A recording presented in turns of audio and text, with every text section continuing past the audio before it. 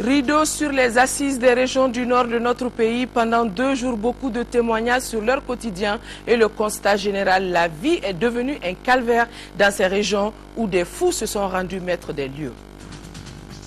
Dernière ligne droite pour le pèlerinage 2012. Nos pèlerins viennent de boucler la première partie du séjour. Les 8 jours obligatoires à Médine où repose le prophète Mohammed, paix et salut sur lui. Ticket pour nos Aiglonnais pour Alger 2013, 3-0. C'est le score qu'ils viennent de réaliser ici à Bamako face à la Zambie pour le dernier tour qualificatif de la CAN Junior Algérie 2013. Nous sommes vendredi 5 octobre. Mesdames et messieurs, bonsoir et bienvenue à cette édition que nous ouvrons sur cette audience du coordinateur des activités opérationnelles du système des Nations Unies dans notre pays. Le coordinateur était à la tête d'une délégation. Cette délégation a été reçue en audience à l'Assemblée nationale. Les députés avec à leur tête le deuxième vice-président de l'Assemblée, Assarid Ag Imbarkawan, ont échangé avec les visiteurs sur la situation de notre pays. Le coordinateur, on le voit sur ces images, n'a pas voulu s'exprimer à sa sortie d'audience. Je vous le disais dans les titres, les rideaux sont tombés hier soir sur les assises des régions du nord de notre pays. À l'initiative de la coalition pour le Mali, la rencontre a permis d'écouter les populations des zones occupées sur leur vécu quotidien. Des différents témoignages reçus, il ressort que vivre aujourd'hui au nord du Mali est un calvaire. Les groupes islamistes armés qui prétendent appliquer la charia font régner tout simplement la terreur. Les assises des régions du Nord qui viennent de s'achever n'ont pas abouti cependant à des propositions concrètes de sortie. C'est ce que nous dit notre reporter Bourama Traoré. Au terme de ces assises des régions du Nord, pas de propositions concrètes de sortie des crises. À en croire le premier vice-président de la coalition pour le Mali, il n'y a pas eu d'accord sur toutes les questions débattues, avec en ligne des mires la stratégie à adopter pour reconquérir les territoires occupés. Nous ne sommes pas d'accord sur les moyens d'y arriver. Il y en a qui disent que le dialogue a montré ses limites, qu'il faut passer à une autre phase. Il y en a d'autres qui croient qu'il faut encore recourir au dialogue. Le débat est ouvert. Ouvert pour combien de temps? Depuis plus de 7 mois, la partie nord du Mali est sous le contrôle des groupes djihadistes. Pour la coalition, la réunification du pays reste avant tout une mission de l'armée malienne. Une armée bien formée et bien équipée. Notre armée, en l'état où il est, ne peut pas accomplir cette mission. Et qu'elle a besoin d'être aidée. Qu'elle a besoin d'être aidée par la CEDEAO, qu'elle a besoin d'être aidée par l'Union africaine, elle a besoin d'être aidée par les Nations unies et la communauté internationale. La mettre en état de faire face à cet énorme défi qu'est la présence de groupes étrangers sur le sol malien. Pour ce faire, la CEDEAO semble privilégier le dialogue. Selon son représentant spécial au Mali, l'organisation communautaire n'a pas une vocation de faire la guerre. Je voudrais que toutes nos sœurs, tous nos frères maliens ici réunis, sachent que la CEDEAO n'est pas une machine de guerre. La CEDEAO n'a pas été créée pour faire la guerre. La CEDEAO a été créée pour promouvoir l'intégration économique, sociale, culturelle dans un espace qui regroupe aujourd'hui 15 pays.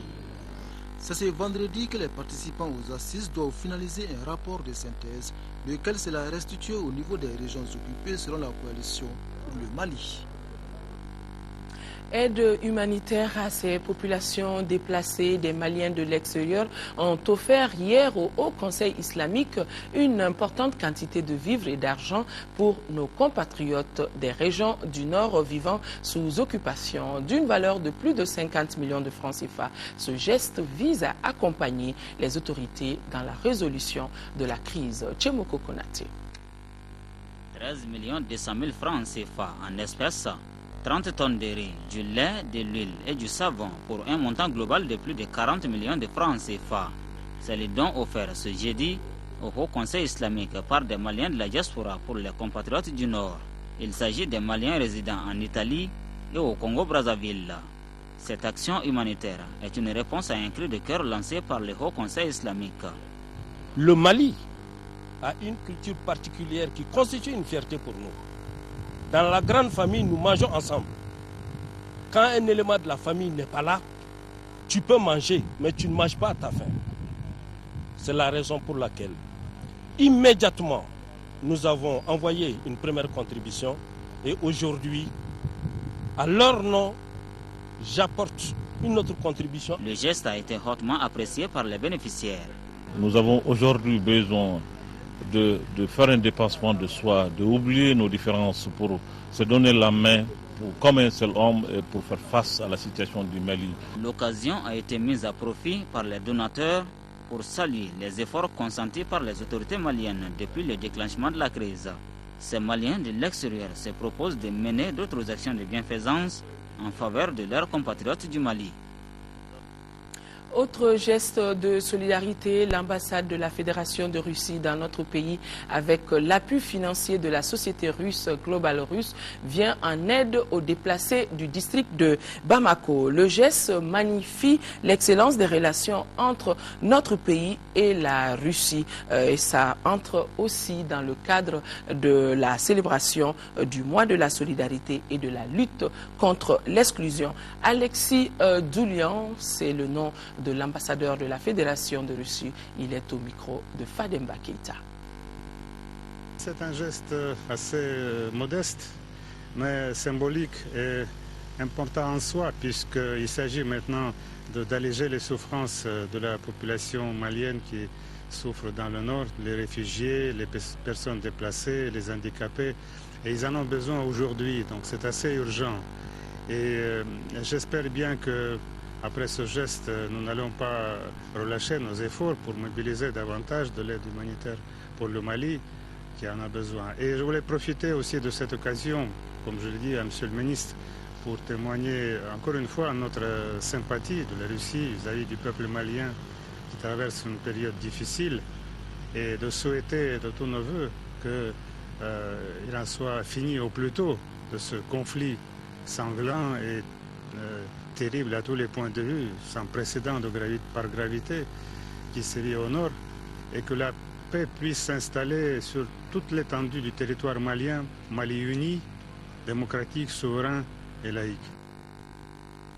Des prières et des bénédictions ont été faites cet après-midi à la grande mosquée de Bamako, et cela pour le retour de la paix au nord de notre pays. L'initiative est du ministère de l'Action humanitaire, de la solidarité des personnes âgées, en collaboration avec l'UNAFEM et le Haut Conseil islamique. Et cette prière entre dans le cadre des activités du mois de la solidarité et de la lutte contre l'exclusion, dont nous célébrons la 18e édition. Les musulmans appellent les occupants du Nord à déposer tout simplement les armes et à rejoindre l'arbre à palabres pour une sortie rapide de crise. Mohamed Jara était présent à cette cérémonie de prière.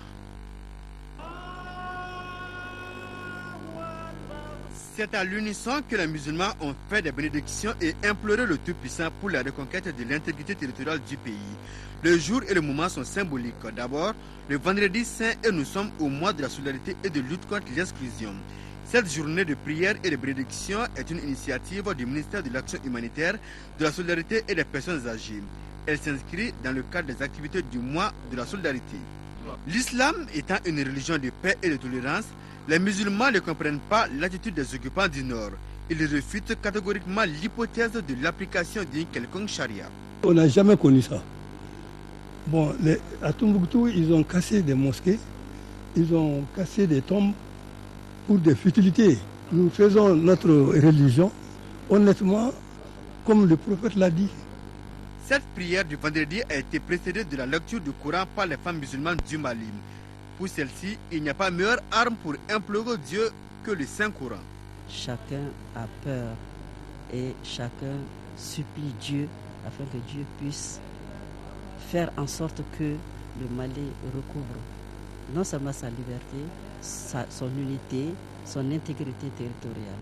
Vous savez, le musulman, son arme, c'est le Coran. Cette initiative du ministère de l'Action humanitaire suscite de l'espoir, surtout en ce mois d'octobre, mois de la solidarité et de lutte contre l'exclusion.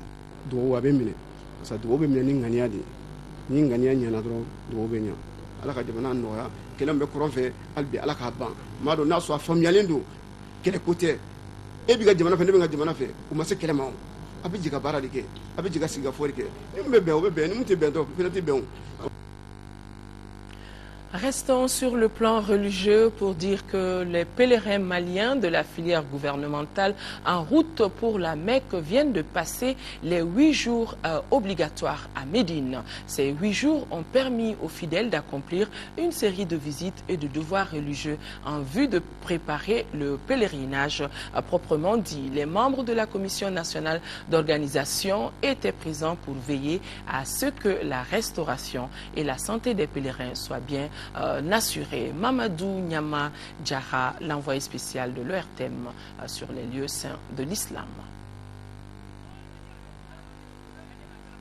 Le séjour de Médine pour les pèlerins maliens a été riche en activités et en enseignements religieux.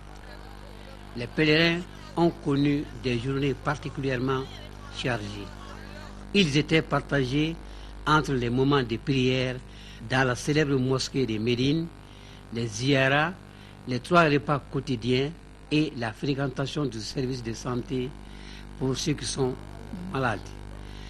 Les organisateurs sont satisfaits du déroulement de ce séjour. Ce que je retiens fondamentalement cette année, c'est que le gouvernement a pris des dispositions idoines pour que le pèlerin puisse accomplir au mieux son devoir religieux, surtout sa prière au niveau de la mosquée. Parce que vous savez que le bâtiment loué par le gouvernement se trouve tout juste à 100 mètres, la sainte mosquée du prophète, paix et salut sur lui. Un des temps forts de ce séjour fut les ziyaras. Les pèlerins ont découvert et prié dans la mosquée Kouba, première mosquée de vendredi construite par le prophète Mohammed, paix et salut sur lui. Ils ont également visité les montagnes des Oud, là où le prophète, paix et salut sur lui, a livré des batailles victorieuses contre ses ennemis. En fait, les ziyaras de Médine jouent un grand rôle dans la préparation du pèlerinage. Les ziyaras des pèlerins transitèrent à Médine avant l'étape de la Umrah à la Mecque. Cette étape est très importante dans la préparation psychologique, morale des pèlerins.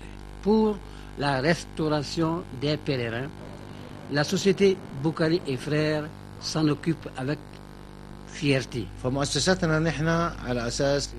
Notre structure a été créée uniquement pour servir les pèlerins en général et pèlerins maliens en particulier. Je profite à travers votre micro pour remercier le gouvernement malien qui nous accorde sa confiance pour servir ces pèlerins. Depuis quelques années, notre collaboration progresse. Le président de la commission restauration des pèlerins dit avoir travaillé avec rigueur. Il y a certaines conditions qu'il faut mettre en place, en tout cas pour alléger la tâche aux pèlerins, pour les accompagner en tout cas dans l'accomplissement des devoirs religieux. Je sais qu'on est en train de faire respect au régime des pèlerins qui sont sous des régimes spécifiques, sans sel, sans sucre, sans lait. Au plan sanitaire, les quelques cas de maladies rencontrés chez les pèlerins ont été rapidement pris en charge. Jusqu'à présent, le stock de médicaments qu'on dispose nous a permis de satisfaire nos patients qui sont là, qui sont venus pour le pèlerinage. Jusqu'à présent, ça va pour le moment. Les premiers convois des pèlerins maliens de la filière gouvernementale quittent Médine ce samedi 6 octobre 2012 pour la Mecque. Et oui, le pèlerinage, c'est beaucoup de rites. Nous espérons tout simplement que tout sera au point jusqu'à la fin du pèlerinage. Retour à l'actualité nationale, direction la 5e région, que la presse se sente investie en mission d'accompagnement des autorités dans l'atteinte des objectifs de reconquête du Nord et d'organisation d'élections libres, crédibles et transparentes. C'est le message adressé aux hommes de médias de Mopti par le ministre de la Communication qui séjourne dans cette région. Correspondance depuis Mopti, de Moustapha Doumbia. Responsable de ces organes de presse, le ministre Bruno Maïga s'est imprégné des contenus de leur programme, de la qualité du personnel et de la portée de chaque radio. Dans le même objectif, le ministre de la Communication a aussi échangé avec les responsables d'organes de presse et les représentants des partis politiques sur les priorités du gouvernement d'union nationale. Notre objectif en entreprenant cette mission était très simple. Échanger avec les acteurs de la communication de la 5e région sur la conduite à tenir dans la communication publique en cette période de crise où le peuple a d'abord besoin d'être rassuré, les forces de défense et de sécurité stationnées à Mopti d'être rassurées, d'être réarmées moralement et psychologiquement. Autre structure visitée par le ministre de la Communication et sa délégation, l'Agence malienne de presse et de publicité et la station régionale ORTM FM TV de Mopti. Avec le personnel de ces structures, le ministre a surtout insisté sur le rôle de la presse en temps de crise. Ce que je demande essentiellement à la presse en cette période de crise, surtout dans cette zone tampon ou ligne de front, c'est que la presse se sente investie en mission d'accompagnement des autorités dans l'atteinte des objectifs de reconquête du Nord et d'organisation très prochaine d'élections libres, transparentes et crédibles. Pour permettre aux hommes des médias de concilier les dires vrais et les réalités de l'heure, le ministre Bruno Maïga a promis l'organisation dans un proche avenir d'une formation sur la collecte et le traitement de l'information à l'intention des hommes des médias de Mopti. Les berges du fleuve Niger sont occupées par des habitations. Aucune norme n'est respectée par l'utilisation des servitudes du fleuve Niger. Le constat a été fait ce matin par le ministre de l'Environnement et de l'Assainissement qui a fait le tour en compagnie des techniciens responsables du département. Etchemogo Sagara, notre reporter, était présent aussi. Cette visite vise à sensibiliser la population sur les dangers du fleuve Niger face à la présence des habitations ou chantiers de construction. Ici, les occupants n'ont respecté aucune norme de la vie du fleuve Niger. La visite a concerné tout le long du quartier de Badlabougou sur la rive droite du fleuve Niger. Le constat est vraiment amer. Je pense qu'il y a une menace sur le fleuve Niger. Il y a des accaparements, n'est-ce pas, de terre sur le fleuve Niger. Il y a des normes d'hygiène assainissement qui ne sont pas respectées. Il y a aussi tout ce qui est construction, n'est-ce pas, qui déborde, n'est-ce pas, les berges selon les normes, n'est-ce pas, au niveau national qu'au niveau international, qui ne sont pas aussi respectées. Face à ce constat, le ministre de l'Environnement envisage des mesures d'urgence pour sauver le fleuve Niger, un patrimoine commun à plusieurs pays de la sous-région. À qui la faute ? Je pense que les responsabilités seront situées bientôt pour voir si les occupants ont effectivement leurs papiers en norme et aussi au niveau des services techniques, que ce soit dans les différents départements, que nous allons voir quelles sont les implications à ce niveau pour qu'on puisse sauver le fleuve Niger. Je pense qu'il faut des actions d'urgence pour sauver le fleuve Niger. Et à cela, il faut appliquer les textes. Les textes existent, il faut les appliquer tout simplement. S'il s'agit de prendre des sanctions, je pense qu'il faut le faire. C'est pourquoi le visiteur du jour demande aux occupants d'être à l'écoute de son département pour une gestion rationnelle des berges. Le 40e anniversaire de l'ICRISAT, c'est l'Institut international de recherche sur les cultures des zones tropicales semi-arides. Et cet anniversaire a été célébré aujourd'hui à Samanco. La journée a été marquée par l'organisation de mini-conférences sur le développement variétal des cultures de sorgho, mil et arachide, ainsi que des visites de parcelles d'expérimentation de céréales. Daouda Siliki Diarra, compte rendu.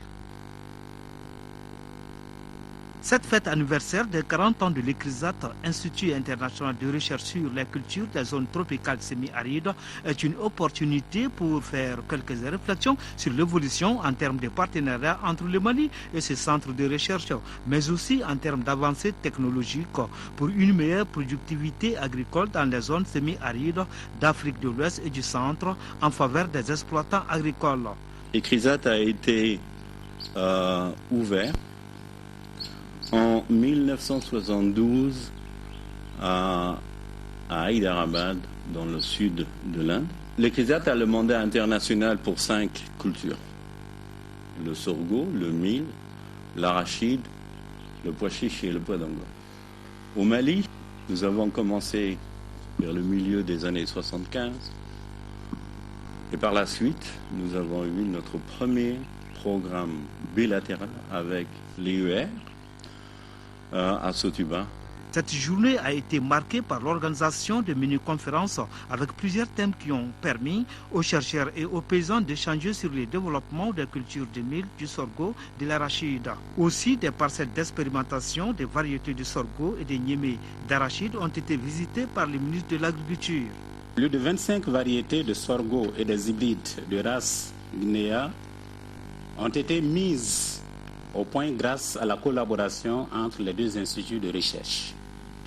Concernant la culture de l'arachide, l'Écrisate et l'UIR ont mis au point 10 variétés améliorées, développé des méthodes de gestion intégrée de la fertilité des sols et de lutte contre l'aflatoxine. Au ministre d'ajouter que le gouvernement du Mali renforcera les partenariats avec Écrisate en vue d'améliorer les conditions de vie des populations rurales. La gendarmerie nationale renforce les capacités de ses éléments. Environ 50 officiers des 6 escadrons du district de Bamako ont bouclé ce matin une formation de 2 semaines à l'école nationale de la gendarmerie. Ils ont appris des techniques de gestion de la foule en période de crise ou de trouble. Agali Aguissa a pu suivre des cérémonies, des démonstrations de simulation. Renforcer les capacités des éléments des 6 escadrons des services de la gendarmerie du district de Bamako. C'est en substance l'objectif de cette formation de 2 semaines. La formation donne le temps à une série d'ateliers visant à mieux sécuriser les personnes et leurs biens. Nous avons donc décidé quand même de faire un programme de formation qui va s'étendre au-delà de Bamako à toutes les régions où nous avons des escadrons. Nous avons au total 22 escadrons. Pour une première phase, il y aura 10 escadrons qui vont être concernés. Mais tous les 22 escadrons sur le territoire seront concernés par cette formation. La formation permet aux hommes d'être opérationnels, aux unités de donner un meilleur rendement sur le terrain. À travers une simulation, les participants ont mis en application les techniques apprises au cours de cette formation.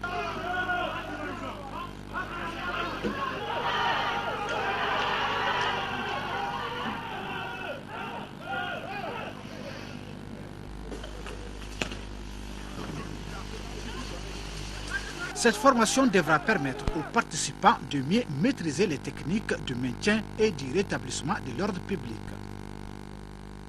Eh oui, très belles images. En 5e région, nous repartons en 5e région pour vous dire que 150 millions de francs CFA, c'est le coût global des investissements fait par Planète Equitable à Nalou dans le cercle de Bandiagara. Le directeur général de la Planète, qui en a fait la révélation, vient d'effectuer une visite des différentes infrastructures réalisées dans le domaine de la santé, de l'éducation, entre autres. Nous retrouvons Moustapha Doumbia. C'est pour voir l'état des réalisations des Planètes Équitables à Nalou que le directeur de l'agence de voyage et de tourisme a entrepris cette visite dans ce village de la commune de Djamnati, cercle de Bandiagara. Nalou est à près de 75 km au nord-est du chef-lieu de cercle. Ici intervient Planète Équitable depuis 2008 à travers des actions dans les domaines de la santé, de l'éducation, du maraîchage et de l'eau potable. Nous avons commencé au Mali en 2005 et bien avant on partait en Chine et en Inde. On a eu beaucoup de réalisations en Asie. Mais entre-temps, je contactais mes partenaires, mes amis sur place en Belgique. Je les ai dit pourquoi pas ici au Mali. Et voilà, on est arrivé et on est en train de réaliser tout ce qu'on peut. L'ensemble des investissements de Planète Équitable à Nalou a coûté environ 150 millions de francs CFA. Il s'agit entre autres de la construction de 3 salles de classe, un centre de santé et la contribution à l'aménagement d'un fourrage. L'agence de voyage et de tourisme Planète Équitable prend en charge les salaires de 3 enseignants au niveau de l'école et 5 employés au niveau du centre de santé. La visite a été mise à profit pour remettre 13 vélos à des élèves admis en classe de 7e année. Ces vélos peuvent être très utiles parce que Nalou seulement ça fait 6 km. Les élèves qui quittent ici pour le second cycle marchent à pied. L'objectif des planètes équitables, c'est de contribuer au développement rural. De la culture dans ce journal, le cinéma Babemba projette depuis hier soir un film qui doit jeter, selon son réalisateur principal, les jalons du nouveau cinéma malien. Un cinéma qui sera axé sur les préoccupations de la jeunesse, d'où d'ailleurs son intitulé Avènement. Ce film est une collection ordonnée de 9 courts-métrages réalisés par des étudiants du conservatoire Bala Faseke Kouyaté, et cela en collaboration avec le studio Instant. Voici les premières images du film dans ce reportage signé Aboubakar Meiga. C'est une nouvelle génération d'acteurs et de réalisateurs maliens qui s'expriment à travers ces films. Composé de 9 courts-métrages relatant le quotidien de la jeunesse malienne, Avènement est loin d'être un simple titre aux yeux de son réalisateur principal.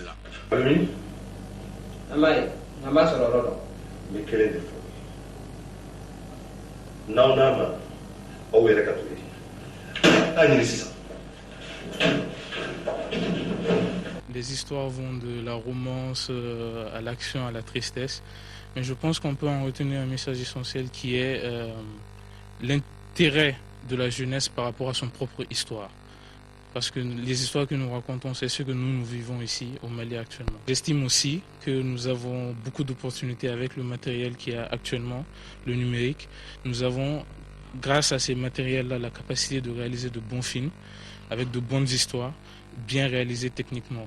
Pour ma part, j'ai aussi bénéficié, et avec d'autres réalisateurs aussi, de l'aide du Centre national de la cinématographie du Mali qui a mis ces matériels à notre disposition pour tourner. Avec cette projection, une nouvelle maison de production de films sous la marque Instant Court effectue son entrée sur les marchés du cinéma malien et international. Ses premiers produits regardables encore au Babemba doit son grand succès au cinéaste en herbe du conservatoire art multimédia Bala Faseke Kouyaté. Tanyini Bougou, c'est une expression bien bambara, autrement dit la cité de ceux qui cherchent le gain quotidien, vaille que vaille. C'est le titre d'une pièce de théâtre qui sera présentée demain au Palais de la Culture Amadou en Pateba de Bamako. Cette œuvre de la compagnie Blomba qui va durer près de 2 heures est une mise en scène de Alune Ifranjaï qu'on ne présente plus. Ce nouveau spectacle style Koteba est inspiré de notre vie au quotidien, de l'environnement dans lequel nous vivons ensemble. La pièce nous invite à une réflexion tout simplement sur la vie citoyenne. Notre équipe de reportage a assisté à l'ultime répétition de cette pièce. C'était cet après-midi avec Modibo Soirée qui a pu recueillir les propos de Alune Ifranjaï, le metteur en scène de ce spectacle inédit. Tanyini Bougou est une pièce de Koteba qui dénonce un peu le manque de citoyenneté dans notre pays. Et nous estimons qu'une démocratie ne peut être véritablement fonctionnelle qu'avec des citoyens conscients. On donne un peu la vision ou notre vision de l'impasse dans laquelle se trouve aujourd'hui le Mali. Généralement, on accuse seulement la classe politique et nous montrons aussi la part de responsabilité de chacun de nous, du citoyen qui a démissionné et du manque de citoyenneté dans le pays. Et donc, tout simplement, en disant, la démocratie sans citoyenneté, sans Oragnan, parce que nous, là, on va définir la citoyenneté par le mot Oragnan. Sans Oragnan, on ne peut aller que dans l'impasse. Alors, quelles sont les raisons qui vous ont motivé justement à créer cette pièce-là? Généralement, et dans nos diverses créations, nous prenons toujours en charge la question de la citoyenneté qui revient régulièrement dans toutes nos productions, dans toutes nos créations, que ce soit des productions audiovisuelles ou des spectacles vivants. Il se trouve que la question se pose encore plus et avec acuité maintenant. Parce que l'impasse dans laquelle nous sommes, si on y enlève la part du manque de citoyenneté, il n'y aura pas beaucoup de raisons qui font qu'on vit cette impasse-là. Le spectacle est joué par quel type de comédien? Nous avons donné la chance à une nouvelle génération de comédiens qui, même s'ils sont jeunes, ont une expérience avérée parce qu'ils ont beaucoup tourné avec nous dans différents spectacles de la compagnie Blomba. Ils ont joué dans des hauts cadres de théâtre en France, au Luxembourg, au Canada et en Belgique aussi. Et ils ont une expérience avérée malgré leur jeune âge. Donc on leur a donné le pouvoir. Et je pense que, bon, ils sont accompagnés par un plus âgé qui s'appelle Noum Sissé. Et je pense que quand les gens verront ces jeunes-là sur le plateau, ils verront que c'est des hommes d'expérience malgré leur jeunesse. Tani Niboubou, c'est mieux que rien. La bonne nouvelle du jour, notre pays se qualifie pour la phase finale de la Coupe d'Afrique des Nations Juniors. Un match retour du dernier tour éliminatoire. Les Aiglons-nés ont battu la Zambie 3-0. Déjà à l'aller, l'équipe malienne avait obtenu le nul 2 buts partout. Le résumé de la rencontre, c'est avec Ousmane Dao. Abordant la rencontre avec l'acquis du match aller, l'équipe malienne bien en place laisse le monopole du ballon aux Zambiens qui les inquiètent en début de match. Mais plus les minutes passent, plus le jeu malien se met en place, même si les avancantes sont souvent maladroits devant le but adverse. L'ouverture du score intervient pour le Mali à la 38e minute. Le corner de Tchekoro Keita trouve la tête de Bakary Nimaga qui oblige le portier zambien à une claquette. Ce ballon est victorieusement repris par Samba Diallo. 1-0 pour le Mali, c'est le score à la pause. En seconde période, le Mali pousse et marque un deuxième but d'entrée de jeu par Tchekoro Keita. Avec ce but libérateur, l'équipe malienne se lâche et produit un football spectaculaire. Au bout, ce troisième but de Samba Diallo sont doublés de la soirée d'un joli lob pour sceller la partie à l'avantage des Aiglons maliens. 3-0 score final.